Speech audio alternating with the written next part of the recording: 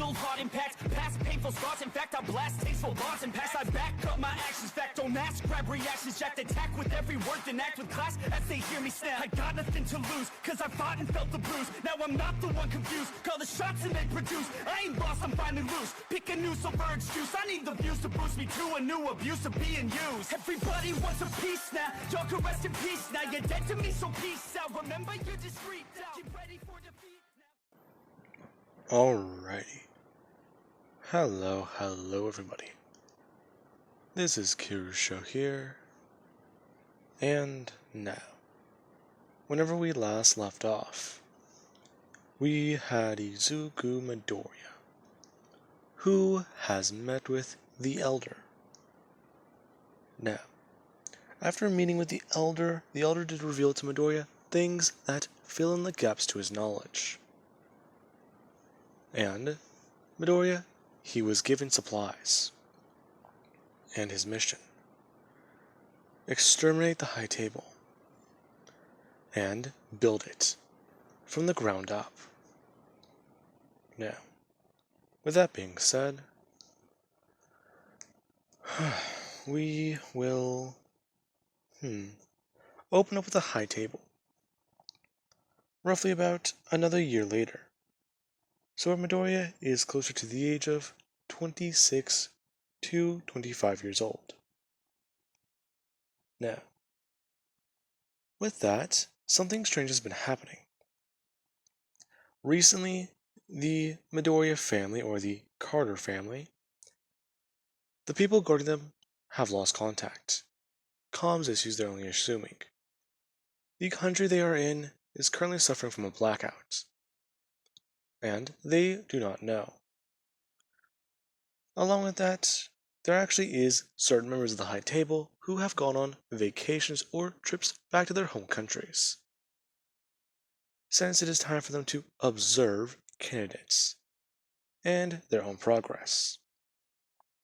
Now, these people on the High Table are seemingly missing from their post. And we do actually open up somewhere in an undisclosed location, where a member of the High Table does actually just wake up. And they do find that they're tied down to a table, as a light does flick on. And a man in a white lab coat does walk out, instructing them that they shouldn't squirm too much. It will affect what he's already done to their body. The person confused, as they actually do step out and reveal their face. It being Izuku Carter, the member of the High Table, freaking out more, as Midoriya does actually tell them that they need to stop now, informing them that he put a bomb in their head, and that it will go off if they shake too much, like that, especially because the area is still healing. Now, with that being said, Midoriya then actually does ungag the person, them screaming at Midoriya that he is breaking too many rules. Midoriya explained that he's not even following the handbook. He's excommunicado, meaning that he doesn't have to follow those rules anymore. Now, he does actually walk over to a table and pick up a syringe, before simply walking back over and injecting it into this person's neck, before going to tell them that that was truth serum, and that stuff sells for a hefty $1. Now, they're going to tell him what he wants to know. The person then actually spilling the beans to Midoriya about what he knows, and going on a complete tangent while they are laying down. Now, the person does fill in all of Midoriya's gaps, where the High Table members are, where they're currently located, and what some have been planning to do, along with a few actually mobilizing. Now, with that being said, somebody does break into this house, or this building, and Midoriya, he quickly does run away. as the member of the high table is found,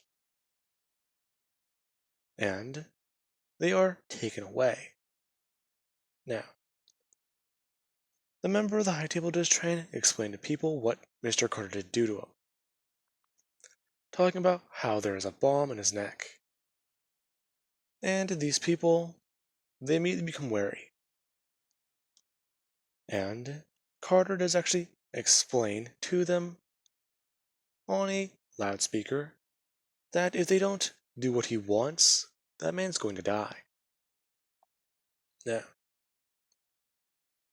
this would be whenever Midoriya does get them to follow his orders. All of them place their weapons in the van and actually stepping away before many of them do restrain each other. Now, as this does happen, we actually have Midoriya, who, as the member of the high table, is walking over to the van. The man does have his head just explode.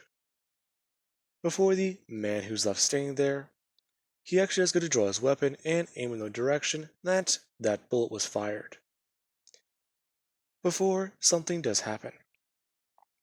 Something shoots out of the ground and impales the man on spikes. The man just floating in the air, as all the other men there watch on in horror, the spikes falling back down into the ground. As Midoriya does actually just walk out of a building and go to look at these men, walking over to the vehicle and getting inside. As he drives off. Now, Midoriya, he would make his way to the high table's location. And we actually do have there, where Midoriya, he is butchering his way throughout the entire compound. Midoriya is quite literally a one-man army. He was using knives, guns, explosives, anything he did have on him. And all the men who tried firing at him, they know they hit their markers. They know they hit their points. But, well, this guy just keeps moving. He's a fucking Terminator. Now, this was quite impressive to many different people. And they actually did try to engage Carter, who used his clay body quirk in a more vicious manner. If he couldn't defeat the person directly, or in case their bodies had quirks to enhance them, Midoriya would slip into wounds and tear apart the muscle fibers from the inside, along actually damaging the nervous system and a person's blood arteries. Now, they would either die of heart attacks or blood loss, since Midoriya is causing clogs in their systems. Now, eventually there is whenever Midoriya, he actually does kill another person, and walk through the door. Now, as he does walk through the door, he does step into a giant room, as many different chairs are at one single table. A few members actually standing there. As the bodyguards do actually go to try and open fire against Midoriya. As Midoriya does step forwards and take the wounds. Now, they all do watch Midoriya, this shirtless assassin, with many tattoos. He's walking through a hail of bullet fire, all of them watching in awe. Now, Midoriya, he actually does just bring his hands down to his gut as he falls forwards. As he does go to start coughing. The man actually going to open fire more, as Midoriya, he does just actually jump upwards and all the bullets come flying out in front of him. As he's able to mow down these men with their own bullets. Now, he then actually does move over to the high table, stepping up and turning his arms into different blades. As he does begin to talk to them. telling them about how it has been 3 years since he's been excommunicado. As Mr. Yaoyorozu does go to speak, Midoriya telling him to shut it, and that he knows everything already. Truth serums, and, well, connections. Making his way here was hard. It was very, very challenging. Midoriya actually looking at Mr. Yaoyorozu and saying that he's imprisoned his own daughter for 3 years. And how does that make him feel? Does it make him feel better? As if he's morally right, morally just? He's an asshole. He's a bastard. He's a terrible father. No. Mr. Yaoyorozu doesn't want to hear any of this. Him going to speak as Midoriya, he does just shoot out his left hand, and Mr. Yaoyorozu does have his mouth covered in a clay gag. As he's able to breathe out of his nose, but he cannot open his mouth or unlock his jaw. Now, Midoriya does say that he is going to give them ultimatums. And these options are going to be quite easy. Either he does give them an option to surrender, and they can live, turn themselves in, and he will do what the elder instructed him. Reform the high table out of his own people. Now, these people sitting there just do laugh, asking what the other ultimatum is. And Midoriya giving a detailed description about how he can brutally murder all of them. He can set them in a coffin, a real dark place, fill it with water, deprive it of oxygen, or fill it with snakes and tarantulas.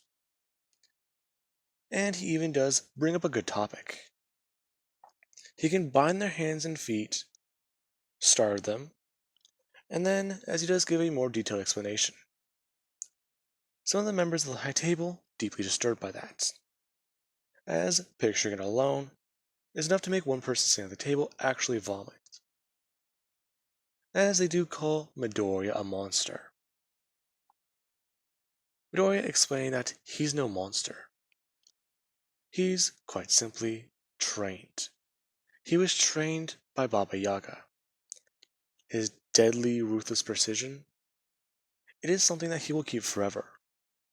And he's been channeling his rage into every single thing he's done since he's come out of retirement. Now, this would be whenever somebody else is actually walking to the room. And this person is actually going stating that they really should just turn themselves in. Midoriya turning his head and looking that direction, as he does see Miss Intelli. Now, Midoriya, looking at her, does just ask her what she's doing here. Her explaining that she's been working with the high table for quite some time, and that she's been waiting for this day to happen. Midoriya, confused, asking her what does she mean. Her explaining it all. Midoriya came here to disrupt the high table, correct? Dismantle their current workings and stop them from going down those avenues that they were already digging their claws into. She has the evidence to back up Midoriya's case, even if he does murder all of them. He has recordings, and she even has money transfers and the contacts and connections who are actually willing to comply for their lives and freedom, along with a hefty sum of money. Now, with that being said, some of the members of the high table, they simply just do look down, and they weigh their options. As 4 members of the high table do put guns to their head, and they pull the triggers. As Intelli actually does look away, seeing her father do that. As 2 do remain.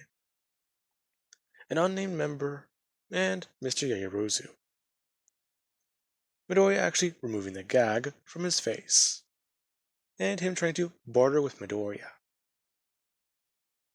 Now, Midoriya does explain to Mr. Yaoyorozu that none of that would ever work. Yaoyorozu trying to talk about how he can give him the location of his daughter, and him saying the next few words that do startle Midoriya. Midoriya's own daughter. Eri? Eri? Oh no, no. I mean your biological daughter, Carter. You're joking me. Midoriya actually grabbing the man and throwing him across the room as he flies over the table hitting the ground.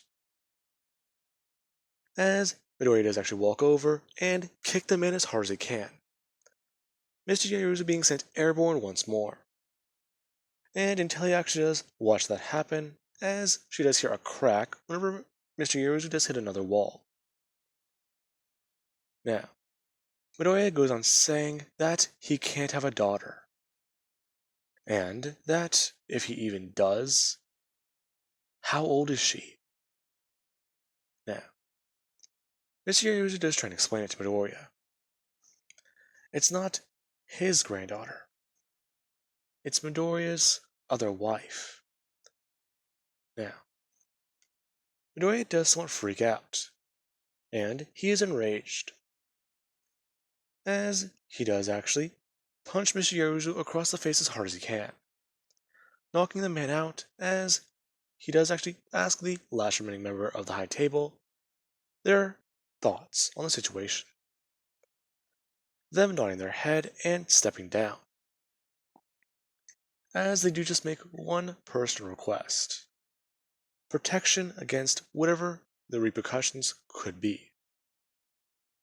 Now, Midoriya does say that they will get them facial surgery and try to send them off someplace else. But afterwards, the rest of their life is up to themselves. They will have no financial backing, and they will have never existed. Now, the person does agree to these terms, and we actually do have the following day, or the next day, where Midoriya, he actually does head to the location that he does have on file. As soon as he does actually walk into the room, many different men do draw guns on Midoriya, as he does bring his hands up, and in one of his hands is a specialized symbol, as it was actually burned onto his palm. The moment people do see that, they immediately do just jump down onto their knees, and actually do go to greet their boss. Now, Toru and Momo are confused by this, as they both do run up to Midoriya and pull him into a giant hug, nearly tackling him to the ground. Now, Midoriya, he does just plant a giant kiss onto both of these two, talking about how he's missed both of them for a long time, and that he kept fighting just so he could do this. Now, both of them are just confused, however. That symbol in Midoriya's hand, why does he have it? As he does explain it, both shocked to learn that Midoriya killed the members of the High Table, and that Miss Intelli, her walking into the room, is going to help re-establish a new table. Now, we actually do have Eri Carter, who does walk out from the next room asking about all the commotion. Her, as she's holding her younger sister, looking up, seeing Midoriya.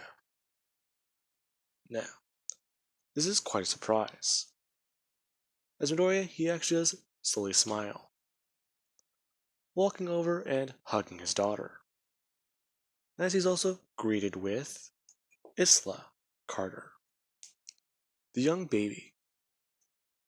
Now, Midoriya does hold her, and find her to be very adorable.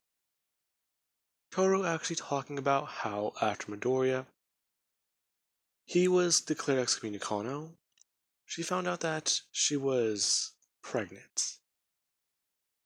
She had a feeling about it before her mission, but she didn't want to say that to Midoriya and, well, you know, have him freak out or worry about her.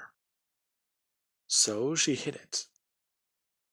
She was gonna say something when they got back because, well, she would be about what, almost a month, possibly 2 months along, so she couldn't have hidden it for very long. Now, Midoriya tells her not to worry about it, as Midoriya says that these two are going to be helping him with the high table, turning to Eri and explaining the world he's pulled her into. Now, she does not hate Midoriya for hiding this from her. In fact, she's very grateful for him pulling her into this. And, well, we do have 5 years later. Where is Izuku Carter? He has established the new high table, consisting of many different people and actually a joint operation with the new advisors to the table. In fact, they do have their own spots,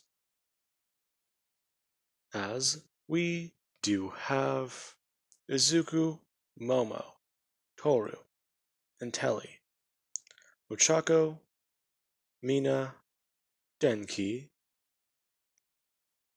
and Kirishima. Now, there's also at least 4 other people, and they have been trying to at least cut a deal with Midoriya. They will stay here and see how negotiations do go down. However, if they can't properly trust one another, then things are going to be difficult. Now, with that being said, we actually do cut to a place in America where Izuku, he does actually get out of a car. Him in a finely pressed suit, as he does feel a little bit nervous. As not Ochako, Toru and Momo do tell him to go ahead, and that he needs to do this. Now, this would be whenever Midoriya's 6-year-old daughter, she actually does ask her father about what they're doing here, and where they are. Along with Midoriya and Momo's daughter, or their son, let's say, who is at the age of 4 years old, or almost 5, asking his father what's going on. And Midoriya does try to explain it. What they're doing here is quite simple, as he does look at the paper and look down at the address, as he does walk up to the front door and knock on it. Now, when this does actually happen, this would be whenever there's a minute that goes by, and the door would open, as a black-haired woman is standing there, looking at Midoriya before asking exactly who is he. Uh, yeah, hi. Is this the residence of Hasashi and Midoriya? Hmm? Uh, yeah, it is. Who are you? Oh, well, I was hoping to speak to your parents. Hmm? Okay, I'll go get them. Now, this young woman does walk away. Midoriya actually roughly estimating that she's probably in her late 20s. So, it must have been hard for his mother to get rid of him.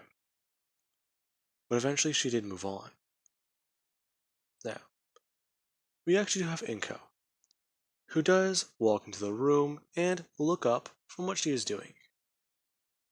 as she does look at that face, as she recognizes Midoriya immediately. Her walking up and asking the young man what he is doing here.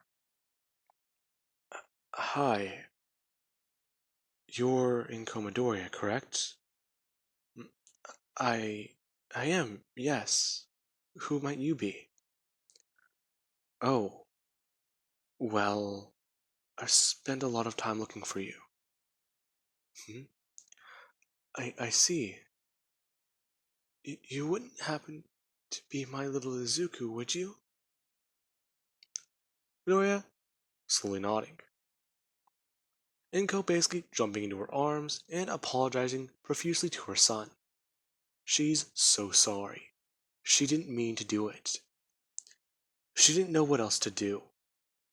And if she can go back and change it, she would. She would have lived her life in Japan, tried to be the best mother that she could, tried to be the most supportive mother that she could. But instead, she just abandoned him. I'm so sorry, Izuku, baby. I'm so sorry. I'm a terrible mother. Now, Inko does drop down to her knees. And Midoriya, he actually does go to bring her down slowly. As the woman standing there in the hallway, she does understand who this man is. As she does remember those pictures in the closet she saw as a kid. The ones that she was forbidden from talking about since her father caught her one day. He did beat her and ground her for that, and she never saw those pictures again. He burned them the next night. Now, Hisashi does actually walk out and see what's going on. Now, Inko is still crying and apologizing, as she actually does get a little hand placed on her shoulder. Her looking up and seeing a child. Now, she's caught off guard by this, as it's a little boy with black hair. Now, it's the spitting image of her own little son, as she just looks at him before looking up at Midoriya. And Midoriya just says that this is his son, and he does say his first name. Now, with that, they are welcomed inside. And Midoriya does give a, well, rough estimate of his life. How? He was adopted by a woman, and she was the kindest person to him. She was quirkless as well. She raised him and trained him to be at the point where he is today. And he's actually successfully running the underworld. That part being hard to believe. As Midori would explain that, he's actually working on a program to help quirkless children. And how this will benefit a lot of them. They will be given proper homes. And, well, the underworld will be getting a bit more helpful to the world's organizations. We are banning certain things, however, we are also permitting other things. So, that's how my life's been. Now, with that being said, Inko and Hisashi, they do actually feel their guilt, as Midoriya would meet his sister, and then they would leave. Now, Midoriya is now starting a new relationship with his birth mother, Inko Midoriya. Sure, he doesn't use that last name anymore, but as everyone else has, she's been a part of shaping him to the man he is today. And he hates to admit it, but without her abandoning him, he would never be the man he was. Now, with that being said, I do hope you guys enjoyed, and have an amazing night. I'll catch you guys in the next part. Or, sorry, the next series. Now, goodbye.